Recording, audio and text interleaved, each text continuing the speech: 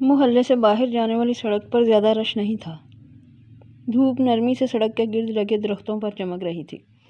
انہی درختوں کی قطار کے درمیان میں سے ایک چھوٹی سڑک پرائمری اسکول کی طرف مڑتی تھی۔ پرائمری اسکول میں یہ وقت بریک کا تھا۔ بچے کینٹین پر گھر سے لائے گئے پیسے خرچ کرنے میں مصروف تھے۔ ایسے میں ایک 7 سال کا بچہ اپنے سے 2-3 سال بڑی عمر کے بچے کے ساتھ لڑنے میں مصروف تھا۔ اس کی شرٹ، جو کہ پہلے بھی کچھ خاص صاف ستھری نہ تھی، اب تو بالکل ہی مٹی سے لتھڑی دکھائی دے رہی تھی۔ بال بکھرے ہوئے تھے، آنکھوں میں آنسو تھے، مگر اس کے لڑنے میں ایک جنون تھا۔ ایسا لگتا تھا جیسے وہ سامنے والے کو جان سے مار دینا چاہتا ہو۔ ارد گرد موجود بچے تماشا دیکھ رہے تھے، جبکہ 5ویں کلاس کے کچھ بچے انہیں چھڑوانے میں مصروف تھے۔ چھوڑ دو یار، نہ لڑو، ایک بچے کی آواز بار بار بلند ہوتی، مگر وہ قابو میں نہیں آ رہے تھے۔ میں ماروں گا تمہیں۔ 7 سال کے اس بچے کی آواز میں لرزش تھی۔ اس نے ہاتھ میں پکڑی کتاب بھی بڑی عمر کے بچے کو دے ماری تھی۔ اتنی مار کھانے اور عمر میں چھوٹا ہونے کے باوجود وہ پیچھے ہٹنے کو تیار نہ تھا۔ ایسے میں ایک استاد وہاں آ گیا۔ پیچھے ہٹ جاؤ، کیا ہو رہا ہے یہ؟ استاد کا خوف تھا یا احترام، وہ دونوں ایک دوسرے سے الگ ہو گئے۔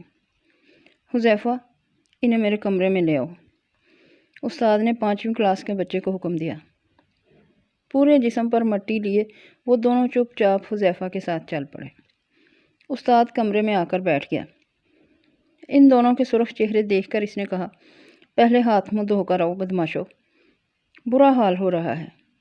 وہ سر جھکا کر کچھ دور لگے نلکے کی طرف بڑھ گئے۔ ہاتھ منہ دھونے کے بعد وہ دوبارہ استاد کے سامنے حاضر ہو گئے۔ اب بتاؤ، کیوں ریسلنگ کا شو جاری تھا؟ اس نے طنزی انداز میں پوچھا۔ سر، میں کینٹین پر چپس کھا رہا تھا کہ یہ اچانک سے آ کر مجھ سے لڑنے لگ گیا۔ پہلے تختی ماری، پھر کتابیں، اور پھر گریبان سے پکڑ کر میری وردی پھاڑ دی۔ اس نے اپنی شرٹ کے ٹوٹے بٹن دکھائے۔ ہاں بھئی، کیا مسئلہ تھا؟ استاد نے حیرانگی سے اس 7 سال کے بچے کی طرف دیکھا جو کلاس میں بالکل خاموش رہتا تھا۔ اس نے بھی میری وردی پھاڑی ہے اور مارا بھی ہے۔ اس کی آنکھ میں دوبارہ آنسو آ گئے۔ سر، شروع اس نے کیا تھا، دوسرے بچے نے الزام لگایا۔ پہلے لڑائی شروع کیوں کی تم نے؟ استاد نے دوبارہ اسے دیکھا۔ اس نے سر جھکا لیا۔ دیکھیں، اب بول بھی نہیں رہا، دوسرے بچے نے مداخلت کی۔ تم چپ کرو، استاد نے اسے جھڑکا۔ ہاں بھئی، جواب دو۔ سر، اس نے، رو مت، کچھ کہوں گا نہیں میں۔ سر، یہ روز سب بچوں کے ساتھ مل کر، سسکیاں بلند ہوئیں۔ کیا؟ کچھ آگے بولو۔ دوسرے بچوں کے ساتھ مل کر مجھے تنگ کرتا ہے، کہتا ہے کہ اس کی ماں گھر سے بھاگ گئی تھی۔ رونا بلند ہوا، کمرے میں خاموشی چھا گئی۔ استاد اسے روتا دیکھ رہا تھا، جبکہ دوسرے بچے کا سر جھک گیا تھا۔ خوبصورت ہوگا وہ، بڑی سی گاڑی ہوگی اس کے پاس، ایک بڑے گیٹ والا گھر ہوگا جہاں وہ ہوگا اور میں ہوں گی، بس اور کوئی نہیں ہوگا۔ وہ جیسے جاگتی آنکھوں سے خواب دیکھ رہی تھی۔ اس کی نظریں اپنے گھر کے کچے کمرے سے دور خیالات میں بنائے گئے ایک بنگلے پر ٹکی ہوئی تھی۔ وہ شاید اس بنگلے کے کسی صوفے پر بیٹھی جوس منہ سے لگانے لگی تھی جب ساتھ بیٹھی سمیرا نے اس کا بازو زور سے پکڑ کر ہلایا۔ انوشا، کدھر کھو گئی؟ ہاں، وہ چونک کر خوابوں سے باہر آئی۔ میں پوچھ رہی تھی ایسا کون سا شہزادہ ملے گا تجھے؟ ساس سسر بھی نہیں ہے، تیرے خوابوں میں بس وہ اور تم۔ وہ ہنس رہی تھی۔ انوشا جانتی تھی سمیرا اس کے خوابوں کو بس خواب سمجھتی ہے۔ ایک دن ضرور آئے گا، تم دیکھنا۔ ہٹ جھلی۔ وہ یہی کہہ کر وہاں سے اٹھ گئی، جبکہ انوشا ایک پنجابی گانا گنگناتی ہوئی ایک سائڈ پر جڑے گھڑوں میں سے ایک گھوڑا اٹھا کر نلکے کے نیچے رکھ کر بھرنے لگی۔ اسی دوران اس کی ماں سمینہ اندر داخل ہوئی۔ آ گئی اماں، سارے گاؤں کی خبریں لے کر۔ بڑبڑاہٹ سمینہ تک پہنچ گئی۔ اس نے گھور کر بیٹی کی طرف دیکھا اور چارپائی کی طرف بڑھ گئی۔ گرمیوں کا سورج سارا دن لوگوں کا صبر آزمانے کے بعد اب اپنی منزل کی جانب بڑھ رہا تھا۔ کچے کمرے کا سایہ کچھ ٹھنڈا محسوس ہونے لگا تھا۔ شام کی اداسی دھیرے دھیرے اس گاؤں میں رہنے والے غریب گھروں میں اتر رہی تھی۔ اپنی زبان کو سنبھال کر رکھ انوشا، سسرال میں جا کر کام آئے گی۔ کیوں؟ میں نے کون سا وہاں جا کر لڑائی کرنی ہے؟ جیسی تیری حرکتیں ہیں نا، لڑائی کے علاوہ اور کرے گی کیا؟ جیسی تیری حرکتیں ہیں، لڑائی کے علاوہ اور کیا کرے گی؟ اماں ہر وقت تانے نہ مارا کر، وہ جھنجھلا گئی۔ ابھی تیری خالہ کے گھر سے آئی ہوں، اس کی بڑی بیٹی عالیہ کا رشتہ بھی طے ہو گیا ہے، تجھ سے صرف 1 سال بڑی ہے۔ اچھی بات ہے، اللہ نصیب اچھے کرے۔ اس نے کسی سمجھدار عورت کی طرح دعا دی۔ اپنے لیے بھی دعا کر، تیرے نصیب بھی کھل جائیں۔ پورے گاؤں میں تو اکیلی میٹرک پاس ہے، پھر بھی کوئی رشتہ نہیں آتا۔ آ جائے گا اماں، اس نے بیزاری سے کہا۔ گھڑا دوبارہ سابقہ جگہ پر رکھ کر وہ دوپٹے سے ہاتھ پونچھتی اندر چلی گئی۔ اسی دوران نور محمد اندر داخل ہوا۔ 40 سے کچھ اوپر عمر کا نور محمد وقت سے پہلے بوڑھا لگنے لگا تھا۔ کمزور جسم اور کم گوشت میں سے جھانکتی ہڈیاں اس کے نقوش کو عجیب رنگ دے رہی تھیں۔ اپنی سائیکل ایک کونے میں کھڑی کر کے وہ چارپائی پر سمینہ کے پاس بیٹھ گیا، جو اس کے بیٹھنے سے پہلے پانی کا حکم دے چکی تھی۔ نور محمد کی سبزی کی دکان تھی۔ بڑھتی مہنگائی کی وجہ سے وہ بس اتنا کما پاتا کہ 3 افراد کا گھرانہ کسی کے آگے ہاتھ پھیلائے بغیر 2 وقت کی روٹی کھا لیتا تھا۔ اس گھر میں چند سال پہلے تک کوئی پریشانی نہ تھی۔ ان دنوں انوشا کا رشتہ پھپھو کے گھر طے ہو چکا تھا۔ شادی کا امکان جلد تھا کہ اچانک دن بدل گئے۔ اس کا منگیتر شکیل جمع پونجی اکٹھی کر کے دبئی چلا گیا۔ محنت کی اور چند سالوں میں ہی گھر کے حالات بدل گئے۔ پھپھو نے گاؤں سے شہر کا رستہ طے کیا، جہاں شکیل نے چھوٹے بھائیوں کو ایک جنرل اسٹور خرید کر دے دیا۔ شہر جا کر پھپھو نے وہی کام کیا جو پیسے آتے ہی لوگ اپنی خونی رشتوں سے کرتے ہیں، یعنی لا تعلقی۔ سمینہ نے 1-2 بار انوشا اور شکیل کی منگنی کی یاد دلائی، مگر دوسری طرف سے انکار ہی سننے کو ملا۔ نتیجہ یہ نکلا کہ نور محمد کی بہن ان کے لیے جیتے جی مر گئی۔ وقت گزر گیا۔ انوشا کی ہم عمر تمام لڑکیوں کی یا تو شادی ہو گئی یا پھر رشتے طے ہو گئے۔ ویسے بھی گاؤں میں 19-20 سال تک شادی کر دی جاتی تھی۔ ایسے میں انوشا ہی تھی جو ماں باپ کے گھر بیٹھی تھی۔ پہلی منگنی ٹوٹنے کے بعد کوئی رشتہ نہ آیا۔ اس کے خواب بھی اونچے تھے۔ کچے گھر میں رہنے والی وہ لڑکی جوانی کی دہلیز پر قدم رکھتے ہی کسی شہزادے کے خواب دیکھنے لگی تھی۔ اس کے یہ خواب اس کی سہیلیوں میں بہت مشہور تھے۔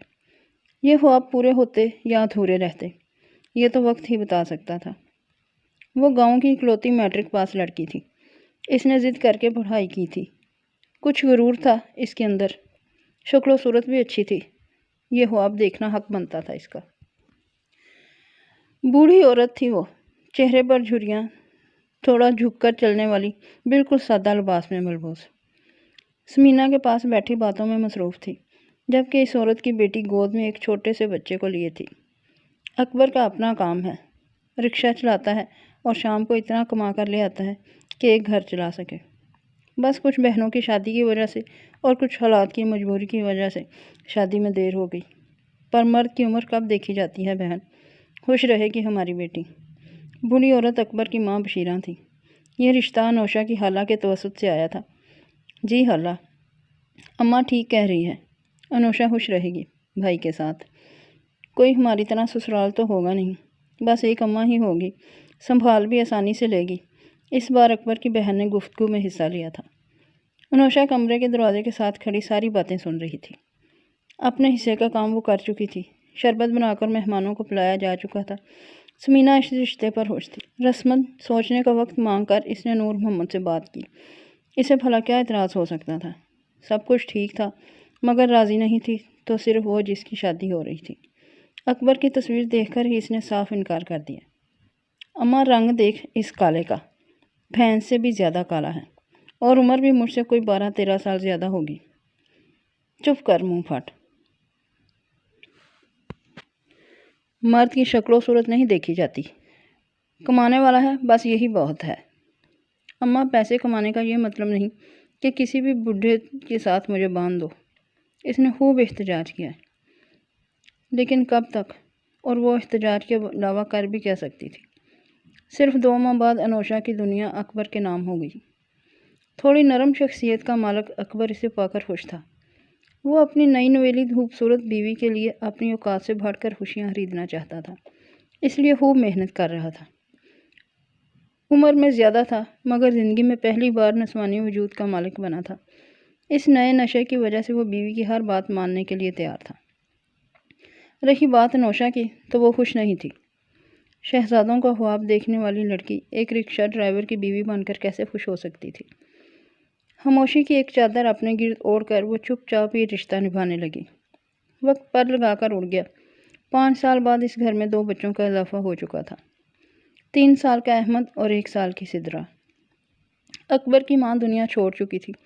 بدلتے وقت اور 2 بچوں کی پیدائش نے بھی انوشا پر کچھ خاص اثر نہیں ڈالا تھا۔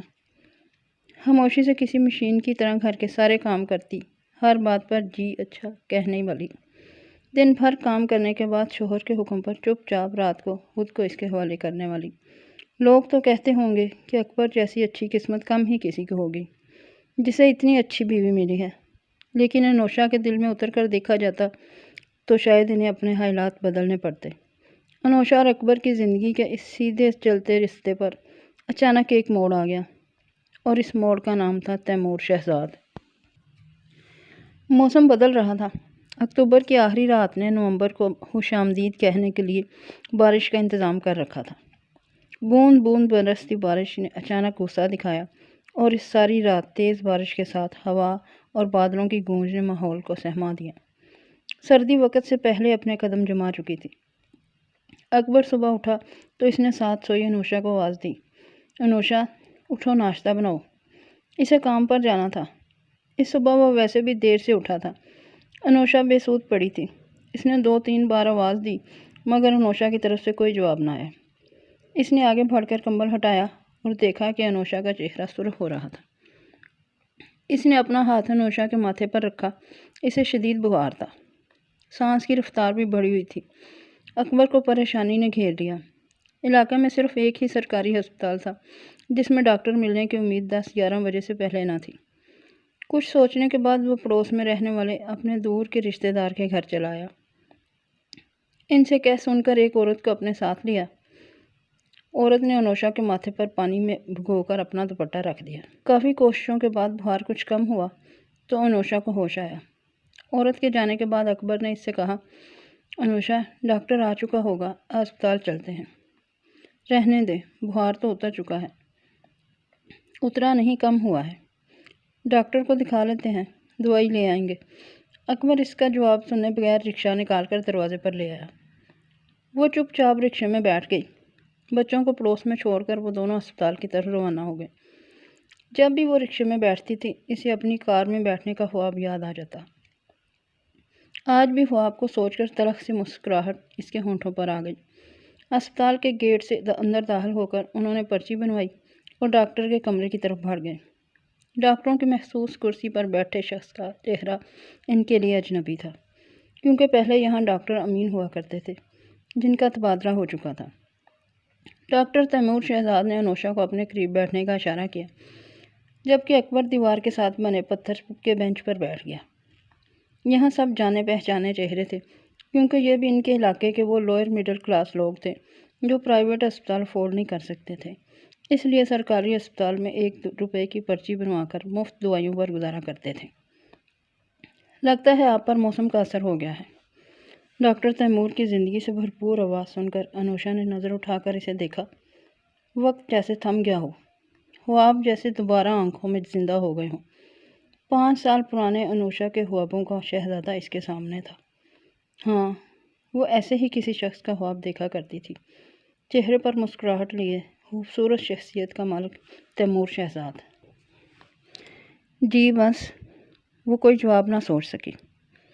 خیال رکھیں اپنا اور یہ دوائی کھائیں۔ ڈاکٹروں کی محسوس لکھائی میں دوائیوں کے نام لکھ کر اس نے مسکراتے ہوئے جواب دیا، مسکراہٹ جیسے اس کے چہرے کے لیے بنی ہو۔ وہ عام سرکاری ڈاکٹروں کے برعکس خوش مزاج تھا۔ انوشا کے لیے اس سے دور جانا ناممکن ہو گیا تھا۔ اکبر کے ساتھ باہر کو بڑھائے جانے والے قدم وہ جس دل سے اٹھا رہی تھی صرف وہی جانتی تھی۔ بخار اتر گیا، سب کچھ معمول پر آ گیا۔ بس ایک انوشا کا دل تھا جو اکبر کے گھر سے 2 کلومیٹر دور سرکاری ہسپتال میں رہ گیا تھا۔ اس نے خود کو سمجھانے کی بار بار کوشش کی۔ وہ 2 بچوں کی ماں تھی، عمر بھی 25-26 سال تھی۔ کوئی نوجوان لڑکی نہیں تھی جو دل کو سنبھال نہ سکتی، مگر ان خوابوں کا کیا جائے جو تعبیر کو سامنے دیکھ کر پھر سے آنکھوں میں جاگ گئے تھے۔ صرف ایک ہفتے بعد انوشا اکبر علی کی غیر موجودگی میں ایک بار پھر 1 روپے کی پرچی کٹوا کر ڈاکٹر شہزاد تیمور کے سامنے موجود تھی۔ میرے پیٹ میں درد ہے، تیمور نے معمول کے مطابق سب دوائیاں دی اور اسی مسکراہٹ کے ساتھ جواب دیا، اپنا خیال رکھیں۔ لیکن وہ کیسے اپنا خیال رکھ سکتی تھی؟ کبھی اکبر کے ساتھ تو کبھی اکیلی۔ وہ ہر ہفتے ہسپتال کے چکر لگانے لگی، بچوں کی طرف سے بے خبر ہو گئی۔ آنکھوں کے سامنے تھا تو بس ڈاکٹر تیمور۔ اکبر بھی بیوی کی بیماریوں کی وجہ سے پریشان رہتا تھا، ہوش تھی تو صرف وہ مریض عشق۔ دنیا کیا کہے گی، شوہر کیا سوچے گا، مستقبل کیا ہوگا، ان تمام سوالات کو دماغ سے بھلا کر وہ صرف تیمور شہزاد کی سوچوں کو جگہ دے چکی تھی۔ تیمور شہزاد ذہین شخص تھا۔ انوشا کے بیماری کے ڈرامے، ذومعنی باتیں اور اس کے ہاتھ کو چھونے کی کوشش، یہ سب اسے بہت کچھ سمجھانے کے لیے کافی تھا۔ شہر میں بسنے والے اس 27 سال کے ایک خوبروح شخص کو 2 بچوں کی ماں سے کیا دلچسپی ہو سکتی تھی؟ اس کی زندگی ویسے بھی رنگین تھی۔ مڈل کلاس سے تعلق رکھنے کے باوجود اس کی شخصیت پر مرنے والیوں کی تعداد کم نہ تھی۔ میڈیکل کی تعلیم اور کالج کے دوران بھی اس نے ان میں سے کافی تتلیوں کے دل جیت کر اپنی راتیں سجائی تھیں۔ انوشا کی اس محبت کا جواب اس نے سرد مہری سے دیا۔ قصبے کی کوئی جوان کنواری لڑکی ہوتی تو وہ اس محبت کا فائدہ ضرور اٹھاتا، مگر شادی شدہ لڑکی کو کسی قسم کا مثبت جواب دے کر وہ کوئی مصیبت مول نہیں لینا چاہتا تھا۔ انوشا کے ان حملوں کے جواب میں آخر ایک دن اس نے اسے اکبر علی کی غیر موجودگی میں الگ کمرے میں تنہائی میں بلا لیا۔ جی ڈاکٹر صاحب۔ دوپٹے کا ہاتھوں کی انگلیوں سے لپیٹتی انوشا نے اس کی طرف دیکھے بغیر تنہائی میں بلانے کی وجہ پوچھی، حالانکہ اس کا دل اس صورتحال پر خوشی کے مارے جھوم رہا تھا۔ دیکھو انوشا، روز روز کے تماشے کے بجائے سیدھی بات کرو، کیا چاہتی ہو؟ کیا مطلب جی؟ میں تو بیمار ہوں۔ وہ چونک گئی۔ یہ ڈرامہ اپنے شوہر کے سامنے کرنا۔ میں جانتا ہوں تم جتنی بیمار ہو۔ ڈاکٹر ہوں میں، کوئی رکشہ ڈرائیور نہیں۔ وہ اس کے بارے میں کافی حد تک جان چکا تھا۔ پتہ نہیں آپ کیا سمجھ رہے ہیں۔ میرے سمجھنے کو چھوڑو، تم کیا چاہتی ہو یہ بتاؤ۔ مگر چھوڑو انوشا، اس نے ہاتھ اٹھا کر کہا، صاف صاف بتاؤ۔ میں آپ کو چاہتی ہوں۔ نہ جانے اس میں اتنی ہمت کہاں سے آ گئی تھی۔ اس نے سیدھا ڈاکٹر کی نظروں میں دیکھ کر کہا تھا۔ کچھ دیر کے لیے خاموش رہنے کے بعد تیمور نے جواب دیا، مگر میں تمہیں نہیں چاہتا، نہ میرا مستقبل میں ایسا کوئی ارادہ ہے۔ وہ اس کا جواب سن کر مسکرا دی۔ آپ کے چاہنے یا نہ چاہنے سے کیا ہوتا ہے؟ اس اقرار کے تو کب سے لب پیاسے تھے۔ آج ان کی پیاس بھی محبوب کے سامنے بجھی تھی۔ مجھے تمہاری محبت سے کوئی دلچسپی نہیں۔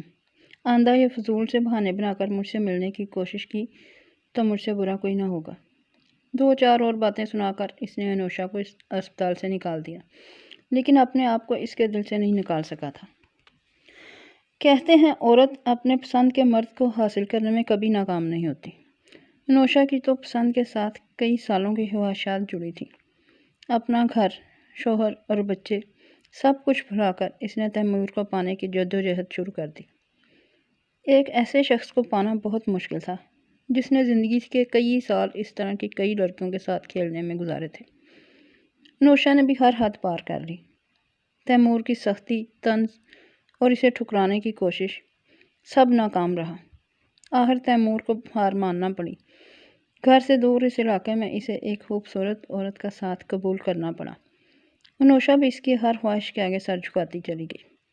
بیماری کے بہانے کبھی ہسپتال تو کبھی اکبر کی غیر موجودگی میں تیمور کی رہائش گاہ پر تعلق پروان چڑھا تو محبت کے نام پر ہونے والی ہوس کے اس تماشے نے ان دونوں کو ہوش بھلا دیے۔ عشق چھپتا نہیں اور عشق کے نام پر کی جانے والی یہ برائی بھی نہ چھپ سکی۔ بات نکلی تو کئی کانوں سے سنی۔ کب، کیسے، کس نے نکالی؟ ان سوالات سے ہٹ کر سوچنا بس یہ تھا کہ اکبر ان حالات میں کیا کرتا۔ ظاہر ہے وہ اسی علاقے میں رہتا تھا اور بدنام ہونے والی اس کی بیوی تھی۔ اس حد تک بھی بات پہنچ گئی۔ تیمور اور انوشا کا یہ شیطانی رشتہ جو پچھلے 1 سال سے کامیابی سے چل رہا تھا، اب خطرے میں تھا۔ اکبر تو بیوی کے رویے میں تبدیلی کافی دنوں سے محسوس کر رہا تھا، مگر انوشا شوہر کی باتوں میں تلخی کو محسوس نہ کر سکی۔ وہ بھی زمانے بھر کی سرگوشیوں کو سن رہا تھا۔ اس کی بیوی کو پر لگے ہوئے ہیں، اڑ جائے گی کسی دن۔ ہاں، شہری ڈاکٹر جو پھنسا لیا ہے۔ بیچارہ اکبر۔ یہ ہمدردیاں تھیں یا طنز، اکبر فرق نہ کر سکا۔ مرد تھا، کب تک برداشت کرتا؟ بیوی سے صاف صاف بات کرنے میں بھی ہچکچاہٹ تھی۔ بہانہ تلاش کرنا مشکل تھا، ناممکن نہیں۔ اس صبح اکبر نے نوشا سے کہا، مجھے آج کچھ کام ہے، شہر جاؤں گا۔ رکشے پر کچھ سامان لے جانا ہے، شاید آج رات نہ آ سکوں۔ بچوں کا دھیان رکھنا۔ اس کے چہرے کے تاثرات کا جائزہ لینے کے بعد اکبر وہاں سے چل دیا۔ وہ اتنی اچھی اداکارہ ہرگز نہ تھی کہ خوشی کو چھپا پاتی۔ وہ جواب میں جی اچھا بھی نہ کہہ سکی۔ اکبر چلا گیا۔ انوشا نے شام ہونے کا انتظار کیا۔ سائے گہرے ہوتے ہی اس نے دونوں بچوں کو ساتھ لیا اور رکشے میں بیٹھ کر اپنی ماں کے گھر چلی گئی۔ اماں، اکبر اور مجھے شہر جانا ہے، انہیں سنبھال لینا۔ ایسے کئی جھوٹ وہ مسلسل بول رہی تھی۔ سمینہ سادہ عورت تھی، بڑھتی عمر نے ویسے بھی زیادہ سوچنے کے قابل کہاں چھوڑا تھا۔ وہ ان معصوموں کی رونق سے ہی خوش ہو جاتی تھی۔ انہیں اپنے گھر چھوڑنے کے بعد انوشا نے اسی رکشے پر واپسی کا سفر طے کیا۔ تیمور کی رہائش سے کچھ ہی دور رکشہ رکوا کر اسے کرایہ دیا اور سیدھا تیمور کے کمرے میں چلی گئی۔ وہ ساری رات تیمور اور اس کے لیے عیاشی کی رات تھی۔ اگلی صبح جب وہ دونوں بچوں کو لے کر گھر پہنچی تو اکبر وہاں پہلے سے موجود تھا۔ جلدی آ گئے آپ؟ سدرا کو چارپائی پر لٹانے کے بعد اس نے بات کا آغاز کیا۔ ہاں، یک لفظی جواب سن کر وہ چپ رہی۔ کچھ کھانے کے لیے لاؤں؟ زہر؟ کیا مطلب؟ وہ چونکی۔ ایک غیرت مند مرد کو زہر کھا کر مر جانا چاہیے اس وقت جب اس کی بیوی کسی پرائے مرد کے ساتھ رات گزار کر آئی ہو۔ حقیقت کھل چکی تھی۔ انوشا نے جھوٹ پر پردہ ڈالنے کی کوشش کی، مگر میں رات کو امی کے گھر تھی۔ جس رکشے پر تم گئی تھی وہ اشرف کا تھا، اور اشرف میرا دوست ہے، اڈے پر ساتھ ہوتا ہے میرے۔ اکبر کے چہرے کے نقوش بگڑے ہوئے تھے، مگر اس کی بات مکمل ہونے سے پہلے تھپڑ انوشا کا چہرہ سرخ کر گیا۔ اگر مگر کچھ نہیں، اب مجھ میں کچھ مردانگی ہوئی تو میں تمہیں خود روک لوں گا، ورنہ گھر میں تمہاری لاش ہوگی یا میری۔ وہ یہ کہہ کر لمبے ڈگ بھرتا باہر نکل گیا۔ انوشا گال پر ہاتھ رکھے وہیں ساکت کھڑی تھی۔ یہ تو ایک دن ہونا تھا۔ وہ جتنا مرضی چھپا لیتی، چالاک بنتی، گناہ پر پردہ ڈال لیتی، یہ ایک نہ ایک دن ضرور ظاہر ہونا تھا۔ اس کے پاس کھڑا اس کا بیٹا احمد حیرت سے کبھی ماں اور کبھی باہر جاتے ہوئے باپ کو دیکھ رہا تھا۔ وہ تو غلطی پر اسے بھی نہیں مارتا تھا، آج نہ جانے کیوں اس کا ہاتھ اٹھ چکا تھا۔ انوشا کے گھر سے باہر نکلنے پر اکبر میں پابندی لگا دی۔ وہ کام پر جاتا تو پڑوس سے اس کی رشتہ دار عورت اس کے گھر آ کر بیٹھ جاتی۔ انوشا اسے ٹوک نہیں سکتی تھی۔ وہ اپنا گناہ جانتی تھی۔ گناہ میں بھی ایک کشش ہوتی ہے، یہ اپنی طرف کھینچتا ہے۔ انوشا کو تیمور کی قربت پکار رہی تھی۔ وہ یقیناً اسے یاد کر رہا تھا۔ اگلا ایک ہفتہ انوشا نے ہر ممکن کوشش کی، مگر اکبر کو دھوکہ نہ دے سکی۔ ایک رات اس نے باہر جاتی انوشا کو پکڑ کر خوب دھلائی کی۔ وہ بس روتی رہی، زبان سے کچھ نہ بولی۔ اگلی صبح ناشتہ دیتے ہوئے اس نے اپنا مطالبہ پیش کیا۔ مجھے طلاق دے دو اکبر، بچے اپنے پاس رکھ لو۔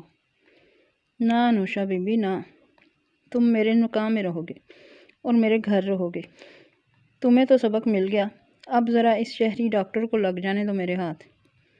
تیمور کو کچھ مت کہنا، وہ تڑپ اٹھی۔ اپنے یار کے نام پر تیرا تڑپنا میرا غصہ بڑھا رہا ہے۔ اب تیری اور میری ضد ہے، تیمور کو تو میں زندہ نہیں چھوڑوں گا۔ انوشا سب برداشت کر سکتی تھی، مگر تیمور کی تکلیف نہیں۔ وہ سارا دن سوچتی رہی اور آخر ایک نتیجے پر پہنچ کر سکون سے گھر کا کام کرنے لگ گئی۔ رات کا کھانا تیار کرنے کے بعد انوشا نے بہت پہلے تیمور سے حاصل کی گئی نیند کی دوائی اس میں ملا دی۔ اکبر واپس گھر آیا تو اس نے کھانا اکبر کے سامنے رکھ دیا۔ وہ رات اس گھر کی بدقسمت رات تھی، مگر رات، دن، صبح یا شام، ان کو بدقسمت کہنا غلط ہے۔ غلط تو وہ انسان ہے جو اس وقت پر ایسا قدم اٹھاتا ہے جس سے گھر کے حالات بدترین ہو جاتے ہیں۔ انوشا نے اپنا سامان سمیٹا اکبر اور بچوں کو سوتا چھوڑ کر وہ گھر سے نکل گئی۔ کئی منٹ پیدل چلنے کے بعد وہ ڈاکٹر تیمور کی رہائش گاہ پر جا پہنچی۔ چوکیدار اسے پہچانتا تھا۔ ڈاکٹر تک پہنچنے میں اسے کوئی دشواری نہ ہوئی۔ وہ اسے دیکھ کر حیران ہوا۔ انوشا، تم اس وقت یہاں سے نکل چلیں تیمور۔ اکبر آپ کی اور میری جان لینا چاہتا ہے۔ مگر کیوں؟ یہ سوال بے معنی تھا۔ اسے سب پتہ چل گیا ہے۔ وہ آپ کو مار دے گا۔ خدا کا واسطہ جلدی نکلو۔ تیمور جھنجھلایا ہوا تھا۔ شاید گناہ کی لذت میں ڈوب کر وہ اس کے نتائج سے بے خبر تھا۔ تم نے ہی یہ مصیبت میرے گلے میں ڈالی ہے۔ وہ خوفزدہ تھا، ہر مجرم کی طرح جو جرم بھی کرتا ہے اور ڈرتا بھی ہے۔ تیمور کی کار میں بیٹھ کر وہ اس علاقے سے بہت دور نکل گئے، شہر کے کسی انجان حصے کی جانب، جہاں زندگی کا یہ سفر ابھی کئی آزمائشیں لیے ان کے انتظار میں تھا۔ وقت اپنی چال چلتا ہے، انسان اس کی چالاکی سے بے خبر اپنے حالات میں مگن رہتا ہے، اور نتیجہ اس بے خبر انسان کے لیے اچھا نہیں ہوتا۔ اکبر کے گھر پر بھی قیامت ٹوٹ پڑی۔ انوشا کا گھر سے غائب ہونا کوئی ایسی خبر نہ تھی جسے چھپایا جا سکتا۔ اکبر نے ہر جگہ اسے تلاش کیا۔ ڈاکٹر تیمور اور وہ غائب ہو چکے تھے۔ اس شام اکبر کے چھوٹے سے گھر میں سارے رشتہ دار موجود تھے۔ اکبر ایک کونے میں پڑی چارپائی پر سر جھکائے بیٹھا تھا۔ قتل کر دیں گے اس حرامزادی کو، اس کے بہنوئی کی للکار گونجی۔ ملی تو کرو گے، وہ تو نہ جانے کہاں نکل گئی۔ اس بار بلند ہونے والی آواز اس کی بہن کی تھی۔ ڈھونڈ لیں گے، خاندان کی عزت کا سوال ہے۔ 1-1.5 سال سے یہ چکر چل رہا ہے۔ میں نے بھائی صاحب کو کہا بھی تھا کہ کچھ خیال کر لیں، پر نہ جی، تب تو بیوی کا عشق سوار تھا دل پر۔ بہن کے طنزیہ انداز پر بھی اکبر نے سر نہ اٹھایا۔ وہ سب بے خبر تھے۔ اکبر نے اپنی ہر ممکن کوشش کی تھی۔ میں تو کہتا ہوں مٹی ڈالو اس خرافہ پر۔ بچوں کو ابھی 2-3 گھروں میں بانٹ کر سنبھال لیتے ہیں، بعد میں اکبر کی شادی کر دیں گے۔ میں تو پہلے بھی دوسری برادری میں شادی کرنے پر راضی نہ تھا۔ ایک نسبتاً بڑی عمر کے شخص نے سنجیدگی سے جواب دیا۔ لوگ کیا کہیں گے چاچا؟ لوگوں نے کچھ نہ کچھ کہنا ہوتا ہے پتر، اب بھی کہیں گے، اور زیادہ بات پھیلی تب بھی۔ بہتر ہے چپ کر کے بیٹھ جاؤ۔ میری قسمت کا فیصلہ کرنے والے تم سب لوگ کون ہوتے ہو؟ اکبر نے سر اٹھایا تھا۔ اس کی غصیلی آواز سن کر سب خاموش ہو گئے۔ یہ کریں گے، وہ کریں گے، یوں کرتے ہیں، ایسے کرتے ہیں، کون ہو تم لوگ؟ وہ چیخا۔ پتر، ہم تمہارے اپنے ہیں۔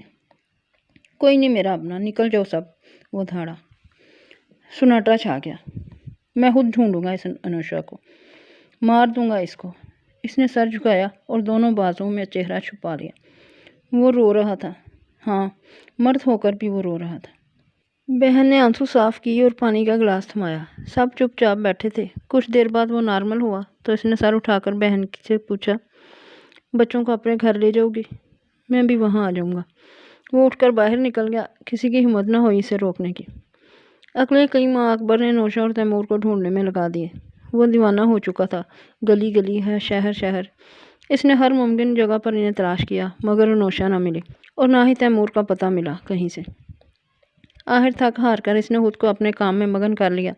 دن رات رکشہ چلا کر وہ بس پیسے کمانے لگا۔ بچے اپنی پھپھو کے پاس تھے۔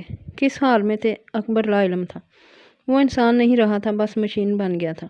ہوٹل سے کھانا کھا کر وہ کسی پلاٹ میں جا کر سو جاتا اور جو کمائی ہوتی اس میں اپنا خرچہ نکال کر باقی بہن کو تھما دیتا۔ وقت گزرتا چلا گیا۔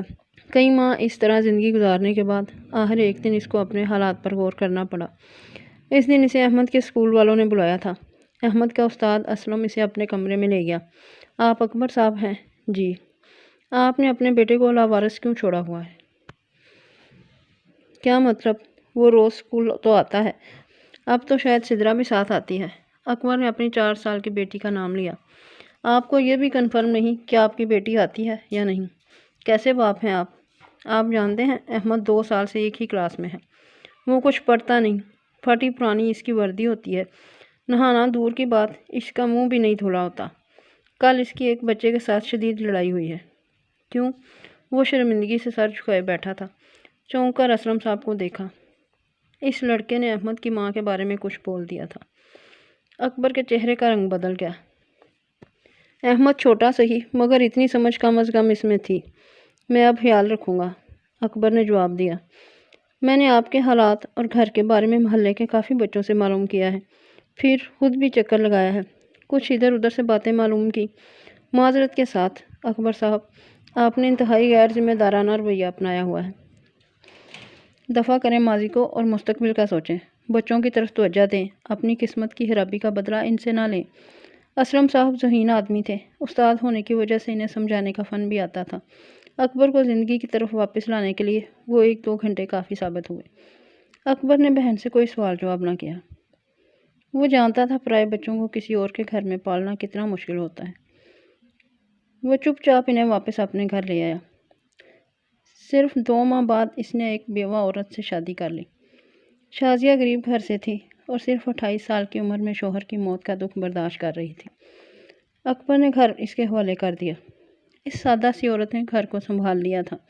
بچے اس کے ساتھ مانوس ہو گئے۔ زندگی معمول پر لوٹ آئی اور صرف 2 سال بعد انوشا بھی لوٹ آئی تھی۔ تیز ہوا اور بارش کی وجہ سے اکبر جلدی گھر واپس آ رہا تھا جب راستے میں وہ ملی۔ الجھے بال جن میں مٹی کے ذرات کثرت سے پائے جاتے تھے، جگہ جگہ سے پھٹے کپڑے اور جوتے کی قید سے آزاد پیر۔ ہاں، وہ انوشا ہی تھی جس کی جان لینے کا خواب وہ کئی بار دیکھ چکا تھا۔ انوشا نے بھی اسے پہچان لیا تھا۔ اکبر نے رکشہ سائڈ پر کھڑا کیا اور بھاگتا ہوا انوشا کی جانب بڑھا۔ وہ سڑک کے درمیان بیٹھ گئی تھی۔ بارش کی بوندیں ان دونوں کو بھگو رہی تھیں۔ انوشا، اکبر، اس کے منہ سے نام پھسلا۔ مارو گے نہیں مجھے؟ تم اس قابل نہیں رہی۔ شاید قدرت کی طرف سے کوئی سزا مل چکی ہے۔ ہاں، میرے بچے کہاں ہیں؟ خبردار، انہیں اپنے بچے کہا تو وہ تمہاری اولاد نہیں ہے، وہ گھر جا۔ مجھے معاف کر دو اکبر، تم معافی کے بھی لائق نہیں۔ اس نے انوشا کے چہرے پر تھوک دیا، واپس پلٹا اور رکشے میں بیٹھ گیا۔ اس نے انوشا کو مڑ کر نہیں دیکھا تھا۔ تیمور کے ساتھ آنکھوں میں خواب سجائے وہ اس گھر میں موجود تھی جہاں تیمور کے ماں باپ اور ایک بڑا بھائی اپنی بیوی کے ساتھ رہتا تھا۔ گھر کافی بڑا تھا، اس کے خوابوں کے بنگلے جیسا تو نہیں، مگر اکبر کے گھر سے کہیں زیادہ بڑا۔ وہ کمرے میں کھڑی دلچسپی سے ارد گرد ہر چیز کو دیکھ رہی تھی جب اسی کی عمر کی ایک اور عورت اندر داخل ہوئی، نئے ڈیزائن کا لباس پہنے۔ اس عورت نے انوشا کی طرف الجھی نگاہوں سے دیکھا۔ کون ہو تم اور یہاں کیا کر رہی ہو؟ اس نے تیز لہجے میں سوال کیا۔ وہ جی، اسی دوران تیمور اندر داخل ہوا۔ بھابھی، یہ کام والی میں اپنے ساتھ لایا ہوں، امی بتا رہی تھیں کہ ضرورت ہے گھر میں۔ تیمور کے الفاظ شاید بھابھی کے لیے صرف الفاظ ہوں، مگر انوشا کے لیے گرم صلاحیں تھیں جو سیدھا اس کے دل میں اتر گئیں۔ تیمور نے آنکھوں کے اشارے سے اسے خاموش رہنے کا حکم دیا۔ وہ چپ رہی۔ اچھا، مگر یہ کون ہے؟ تمہیں پتہ ہے آج کل حالات اچھے نہیں، ایسے انجان عورت کو نوکری پر رکھنا۔ ارے نہیں بھابھی، یہ اعتبار والی ہے، گاؤں سے ہے، بیچاری کا کوئی نہیں۔ وہ جھوٹ پہ جھوٹ بول رہا تھا، جبکہ انوشا سوچ رہی تھی کیا واقعی اس کا کوئی نہیں تھا؟ جواب ہاں میں تھا۔ کون تھا اب؟ نہ باپ، نہ ماں، نہ اکبر، کوئی اسے قبول نہ کرتا۔ اس لمحے انوشا کو بازی اپنے ہاتھ سے نکلتی محسوس ہو رہی تھی۔ ٹھیک ہے، میں اسے کام سمجھا دیتی ہوں۔ بھابھی نے آگے بڑھ کر اسے پورا کام سمجھایا، کپڑے دھونے سے گھر کی صفائی تک۔ قصہ مختصر، انوشا وہاں رہنے پر مجبور ہوگی۔ دن پر دن گزرتے چلے گئے۔ تیمور کبھی اس سے تنہائی میں ملتا تو کبھی بس اتنا جواب دیتا، مجھ سے جو ہو سکتا تھا وہ میں نے کیا، اس سے زیادہ میں نہیں کر سکتا۔ گھر کا کام کرتے کرتے کبھی بھابھی کی طرف سے دی جانے والی گالیوں تو کبھی ایک آدھ تھپڑ کا سامنا بھی کرنا پڑ جاتا۔ تیمور کی ماں البتہ نرم مزاج تھی، لیکن بھابھی نے ساری کسر پوری کر رکھی تھی۔ وہ صبح فجر کے وقت اٹھتی اور رات 10 بجے تک مسلسل کام کرتی۔ پورے گھر میں وہ صرف ایک نوکرانی تھی۔ کپڑوں کے ڈھیر میں اکثر تیمور کے کپڑے دھوتی۔ وہ سوچتی تھی کہ رانی سے نوکرانی کا سفر جلد ہی طے ہو گیا ہے۔ اس نے دنوں کا حساب رکھنا چھوڑ دیا تھا، وہ تو عمر بھر کی قیدی تھی۔ کبھی کبھی اس کے دل میں آتا وہ سب کو سچ سچ بتا دے، مگر اتنی ہمت نہ کر سکے۔ اگر یہ اسے گھر سے نکال دیتے تو وہ کہاں جاتی؟ اس شام وہ کچن کی صفائی کر رہی تھی جب بھابھی کی چیختی آواز سنائی دی۔ انوشا، انوشا! جی؟ میرے کمرے سے میری جیولری غائب ہے، تم نے آج صفائی کی تھی؟ جی صفائی تو کی تھی، وہ ہکلائی۔ پھر کہاں غائب کی ہے؟ میں نے نہیں کی، اس نے انکار میں سر ہلایا۔ بھابھی نے لپک کر اس کے بال پکڑ لیے اور 2-3 جھٹکے دیے۔ شرم نہیں آتی چوری کرتے ہوئے؟ بتا میری جیولری کہاں ہے؟ اسی دوران تیمور کا بڑا بھائی شکور کچن میں داخل ہوا۔ اس نے بیوی کی طرف دیکھ کر کہا، کیا بات ہے نرمین، کیوں مار رہی ہو اسے؟ میری جیولری غائب ہے اور مجھے یقین ہے اس نے چوری کی ہے۔ اس بار انوشا سے اعتراف کروانے کے لیے دونوں نے مل کر تشدد کیا اور خوب کیا۔ اتفاق سے باقی گھر والے کہیں گئے ہوئے تھے۔ انوشا کی چیخیں گونجتی رہیں لیکن کسی کو رحم نہ آیا۔ اسے واپس اس کے کمرے میں بند کرنے کے بعد نرمین کی آواز دوبارہ سنائی دی، کل بلائیں گے پولیس کو، تب تک بتا دے گی، ورنہ۔ وہ ورنہ کا مطلب جانتی تھی۔ بے گناہ ہونے کے باوجود وہ گناہ گار تھی۔ اسے سزا مل رہی تھی۔ رات کے تقریباً 10 بجے تھے جب کمرے کا دروازہ کھلا اور تیمور اندر داخل ہوا۔ باہر آؤ، اس کے لہجے میں نرمی تھی۔ وہ اسے لے کر ڈرائنگ روم میں داخل ہوا۔ وہاں باقی سب بھی موجود تھے۔ انوشا، مجھے یاد نہیں تھا جیولری میں نے خود امی کے کمرے میں رکھی تھی۔ اب مل گئی ہے، میں بھول گئی تھی، تم بیچاری کو بلا وجہ مار پڑ گئی۔ الفاظ میں شرمندگی نہ شرم کا احساس، صرف اپنی غلطی تسلیم کی گئی۔ انوشا کے اندر آگ بھڑک اٹھی۔ اس نے تیمور کی طرف دیکھ کر کہا، کیا اس لیے لائے تھے مجھے؟ کیا مطلب؟ اس نے انوشا کو نظروں ہی نظروں میں چپ رہنے کا حکم دیا۔ سب انوشا کی طرف دیکھ رہے تھے۔ اب میں چپ نہیں رہوں گی، یہ مجھے بھگا کر لایا تھا، میرا گھر، بچے سب پیچھے چھوڑ آئی، صرف تیمور کے لیے۔ الفاظ پر شاید کوئی یقین نہ کرتا مگر اس کے لہجے کی سچائی نے سب کو چونکا دیا۔ جھوٹ بول رہی ہے یہ، وہ چیخا۔ ہاں سب جھوٹ ہے، مجھے استعمال کرنا، میرے شوہر کے ڈر سے مجھے بھگا لانا، پھر یہاں نوکرانی بنا دینا۔ انوشا کے آنسوؤں میں تیزی آ گئی۔ تیمور نے آگے بڑھ کر اس پر ہاتھ اٹھانا چاہا مگر درمیان میں کوئی آ گیا تھا۔ وہ تیمور کی ماں تھی۔ اس کا تھپڑ تیمور کے گال سرخ کر گیا۔ اسے واپس چھوڑاؤ اور تب تک گھر نہ آنا جب تک یہ اپنے بچوں کے پاس نہ چلی جائے۔ تیمور نے چپ چاپ اسے ساتھ لیا اور باہر چلا گیا۔ گاڑی نکال کر وہ اسے ایک دوست کے فلیٹ پر لے آیا۔ صبح ہوتے ہی وہ اسے واپس اسی علاقے میں چھوڑ آیا جہاں سے لایا تھا۔ تھوکنے کے بعد اکبر چلا گیا۔ وہ حیرت سے ارد گرد دیکھ رہی تھی۔ بارش میں تیزی آ گئی۔ وہ اٹھی اور بھاگتی چلی گئی۔ نہ جانے کتنا وقت گزر گیا۔ وہ بس بھاگے جا رہی تھی۔ پھر وہ ایک جگہ رک گئی۔ اس جگہ بادل تھے، بارش تھم چکی تھی، ہوا کے جھونکے اس کے بال اڑا رہے تھے۔ وہ ایک پل پر کھڑی تھی۔ نیچے دریا بہہ رہا تھا اور کچھ دیر بعد وہ ہوا میں اڑتی ہوئی نیچے کا سفر طے کر رہی تھی۔ قصہ ختم ہو رہا تھا۔ ہوا تیز تھی۔